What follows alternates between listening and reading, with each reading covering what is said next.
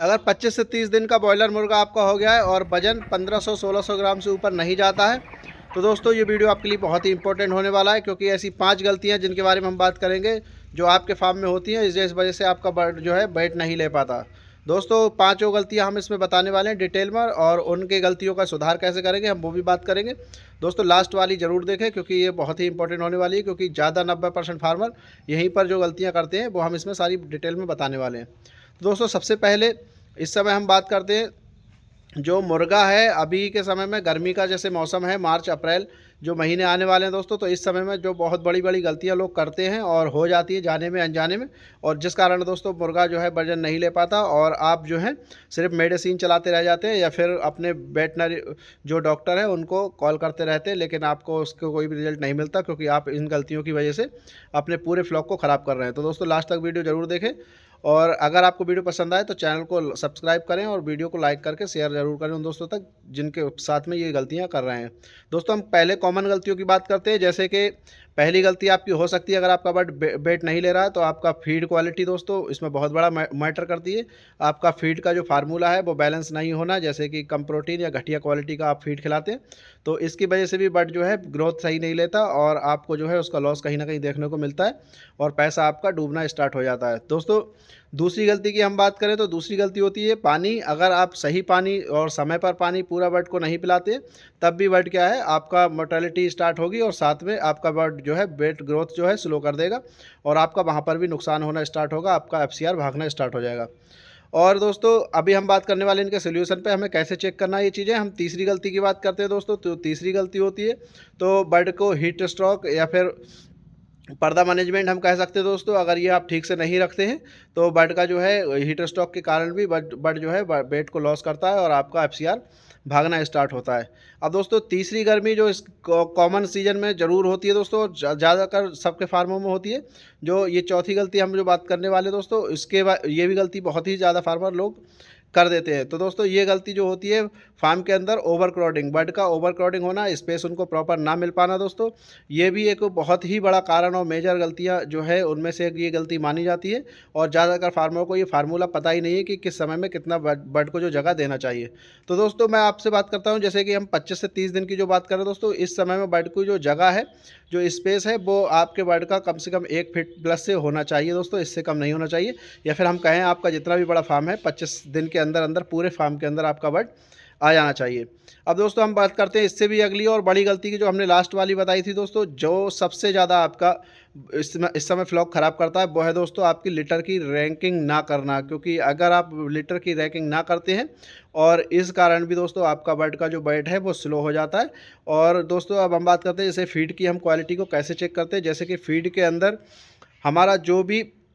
Medicine formula या protein होता है वो लेवल हमारा बैलेंस होना चाहिए। जैसे कि बहुत सारे फीड हम लोकल कंपनियों को पकड़ लेते हैं, तो किसी फीड के अंदर या तो साल्ट होता नहीं है, और या फिर किसी के अंदर ज़्यादा होता है, या फिर किसी फीड के अंदर प्रोटीन बहुत हाई लेवल होता है और बहुत कुछ चीज़ें मिनरल्स वगैरह नहीं मिल पाते, जिसकी वजह से भी बर्ड ग्रोथ नहीं लेता, और कुछ फीड के अंदर प्रोटीन लेवल होता ही नहीं है। तो दोस्तों आपको फीड भी अच्छी क्वालिटी जेन्युइन कंपनी का ही लेना चाहिए, या फिर आप अपने फीड को क्वालिटी को ज़रूर चेक करें। दोस्तों आप कौन सी कंपनी का फीड खिलाते हैं इस समय हमें कमेंट करके ज़रूर बताएं, ताकि हम आपको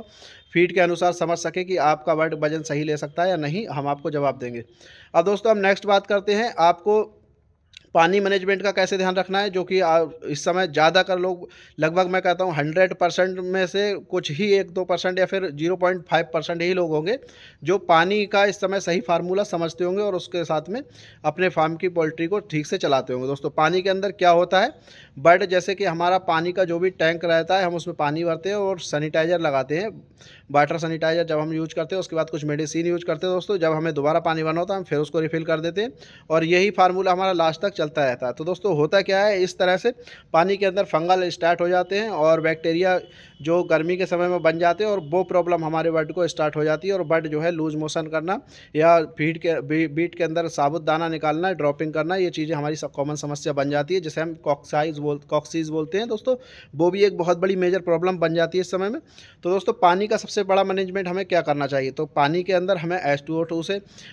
जो टंकी हमारी पानी की उसको साफ़ करना चाहिए। साफ़ करने के बाद में दोस्तों उसको पानी हमें यूज करना चाहिए, वाटर सैनिटाइज़र हमेशा देना चाहिए, और जब तक एक दफ़ा दोस्तों बिल्कुल ख़त्म ना हो जाए टैंक के अंदर से, तब तक हमें दूसरी मेडिसिन यूज़ नहीं करना चाहिए। या फिर हम अगर दूसरी मेडिसिन यूज़ कर रहे हैं तो दोस्तों हमें कोशिश करना चाहिए पहले उस जो बची हुई दवा है उसमें थोड़ा सादा पानी मिलाकर उस टैंक को हम फ्लैश कर दें, क्योंकि दिन में एक बार हमें निप्पल लाइन गर्मी के समय में कम से कम दोस्तों फ्लैश कर ही देना चाहिए।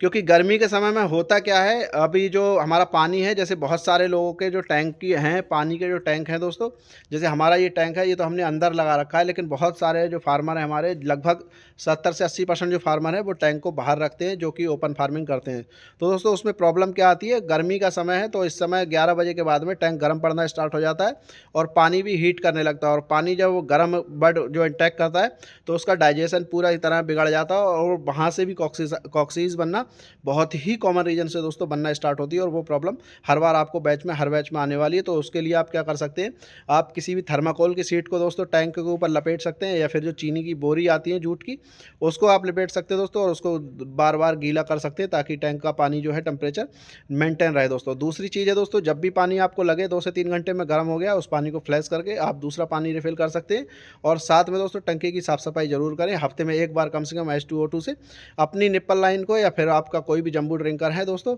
उसको फ्लैश करना बहुत ही ज़रूरी है, क्योंकि गर्मी के समय में अगर आप मैनेजमेंट ठीक नहीं रखते तो आपका फ्लॉक पूरा बिगड़ने वाला है। और दोस्तों अब हम थोड़ा सा डिटेल में बात करेंगे अपने फार्म की। इस समय हमारे फार्म का स्टेटस क्या है, क्योंकि बहुत सारे लोगों ने हमसे कुछ कॉमन सवाल पूछे थे, जिनका जवाब हमने कमेंट में उनको तो दिया था, लेकिन हो सकता है आपके क्वेश्चन भी उससे मिलते जुलते हों, तो हम उसको क्लियर करते हैं। जैसे कि दोस्तों हमारे फार्म के अंदर आप देखेंगे साफ़ सफाई लगभग 80% हो चुकी है, क्योंकि जो हम साफ़ सफाई, जैसे आप ये देखेंगे लीटर को, तो ये हमारी हो चुकी है ठीक से बिल्कुल। लेकिन दोस्तों होता क्या है, सफाई करने के बाद में झाड़ू लग के एक बार दोबारा से जो सफाई होती है वो अभी हमारी इसकी बाकी है, और लास्ट में भी थोड़ा बहुत जो है लीटर हमारा अभी इसमें रह गया है। अब उसके बाद में ये हमारा होने के बाद में हम इसमें करने वाले क्या हैं, बहुत सारे जो हमारे व्यूअर्स हैं उन्होंने हमसे पूछा था कि भाई आप चूजा कब डाल रहे हैं और आपकी जीसी लाइव नहीं हुई है। तो दोस्तों जैसे कि हम आपको हर चीज़ रियल और प्रैक्टिकल दिखाते हैं, ताकि लोगों को ये ना लगे कि हम किसी भी चीज़ को छुपा रहे हैं। तो दोस्तों आप हमारे पीछे अभी भी देख सकते हैं, फीड हमारा ऐसे की ऐसी अभी यहाँ पर लगा हुआ है, फीड अभी हमारा उठ के नहीं गया है, और ये IB कंपनी का हमारा पूरा फीड लगा हुआ है। और ये फीड जो है हमारा परसों जो हमारा जो हम बता रहे थे अपडेट नहीं हुआ था, वो हो गया था। लेकिन अभी हुआ क्या है, वो होली की छुट्टी के कारण दोस्तों जो मैनुअली उनकी एंट्री होना है, क्योंकि हमारे ऐप में से तो सारी एंट्री जो हमने की थी डे 1 से लेकर डे लास्ट तक की दोस्तों हमारी रिवर्स हो चुकी है। मतलब ना ही कोई मोर्टेलिटी हमारी एंट्री में है और ना ही कोई फीड कंजप्शन है, सारा 0-0 दिखा रहा है। तो ये जो एंट्री है दोस्तों वो कंपनी के ऑफिस से अकाउंटेंट के हैंड से ही होंगी अब, क्योंकि इसको एंट्री को ना हम कर सकते हैं ना सुपरवाइजर कर सकते हैं, ठीक है।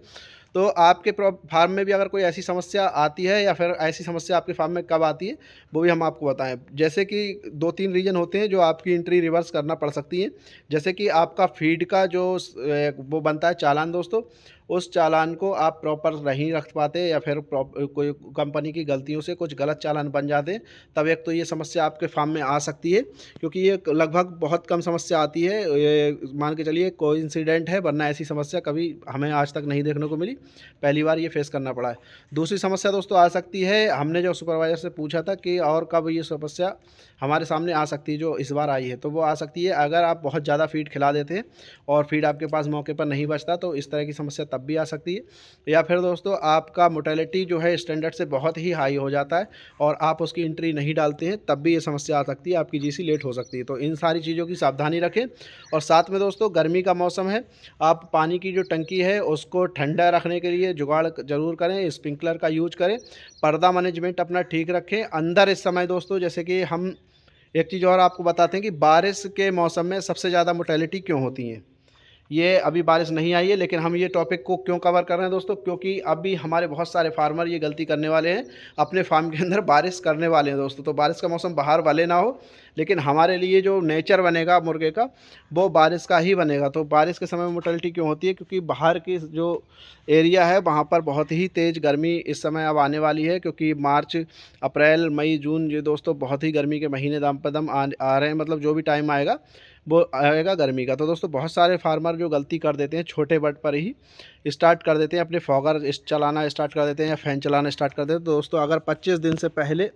आप भी बर्ड को ठंडी हवा डायरेक्ट लगाते हैं या फिर किसी तरह से आप स्प्रिंकलर या फॉगर का यूज करते हैं और पानी बर्ड के संपर्क में आता है, तो दोस्तों बर्ड को इकोलाई और CRD बनना स्टार्ट हो जाती है और मोर्टेलिटी साइलेंट होती है। और इस समय में आप उसका इलाज जल्दी नहीं कर पाते क्योंकि आपका दिन का टेम्परेचर बढ़ जाता है और रात को ठंडा हो जाता है, तो वो भी एक समस्या आती है। तो बर्ड का टेम्परेचर जो है दिन में कोशिश करें टेम्परेचर आपके फार्म का कम रहे, बट भले ही थोड़ा छोटा हो, और रात में कोशिश करें थोड़ा सा प्लस कर सकें, ताकि 2 बजे के बाद में जो ठंडा सडनली होता है वो प्रॉब्लम बर्ड को ज़्यादा आने वाली। दोस्तों आपके फार्म में भी अभी कोई प्रॉब्लम आ चुकी है तो आप हमारे कमेंट बॉक्स में हमसे पूछ सकते हैं या फिर हमसे कोई मशवरा ले सकते हैं। साथ ही दोस्तों हमारे ग्रुप में बिल्कुल फ्री एंट्री ले सकते हैं आप ईद तक के लिए। हमने व्यापार जंक्शन के ग्रुप को जो डीप नॉलेज है बिल्कुल फ्री कर दिया है। और दोस्तों आपको अगर चैनल पर नए हैं और वीडियो हमारी पसंद आती है तो हमारे चैनल को सब्सक्राइब जरूर करें, क्योंकि आप चैनल ढूंढते रह जाएंगे जब आपके फार्म में समस्या आएगी। तो इससे पहले दोस्तों तैयारी कर लें आप, क्योंकि ट्रेन अगर आप खुद हो जाएंगे, खुद सारी चीज़ों को समझने लगेंगे, क्योंकि हम पोल्ट्री से जुड़ी हर समस्या का समाधान लेके आते हैं, हर चीज़ों को आपको अपडेट करते रहते हैं। तो आप जब नॉलेज होंगे, सतर्क होंगे दोस्तों, तो आपकी प्रॉब्लम वो फेस नहीं आएंगी और आप लॉस करने से बच सकेंगे। दोस्तों उसके बाद में हम थोड़ा सा एक चीज़ और समझाते हैं। GC हमारी जो है आज अगर फीड उठ जाता है तो कल आ जाएगी, और नहीं तो हमारा कल फीड उठेगा तो परसों आ जाएगी। दोस्तों GC आते ही हम एक लाइव सेशन करने वाले हैं और उस लाइव सेशन में हम सारे आंसर आपको देंगे, कब हमारा फीड कॉस्ट कितना आया है और हमें जो प्राइस जो भी मिलेगा दोस्तों हम उसका पूरा खुलासा करेंगे। हमें कम मिला है प्राइस या ज़्यादा मिला है, क्या क्या कैलकुलेशन होती है, किस तरह से मिलता है, और उसी लाइव में हम बात करेंगे दोस्तों जो हमने इस फार्म में इतने बच्चे डाले हैं, हमारे फार्म कैपेसिटी कितना है, बर्ड हमने कम या ज़्यादा क्यों डाले हैं। बहुत सारी चीज़ें दोस्तों जो आप बिल्कुल नहीं जानते हैं, जिन चीज़ों से अनजान हैं, वो चीज़ें आपको इसमें सीखने को या समझने को मिलेंगी दोस्तों, क्योंकि हमारा लाइव सेशन होगा। आप तो उसमें जो है पुराने और नए दोनों फार्मर ही कुछ ना कुछ सीख हासिल कर सकते हैं, भले आप कितने भी एक्सपीरियंस रखते हैं दोस्तों, लेकिन कुछ चीज़ें हर व्यक्ति के अंदर कुछ व्यक्तिगत होती हैं और अलग ही नॉलेज होती है, तो वो चीज़ें आपको हासिल करते रहना चाहिए ताकि आप अपने बिजनेस में अपडेटेड रहें। थैंक यू दोस्तों, चलते हैं, मिलते हैं कल की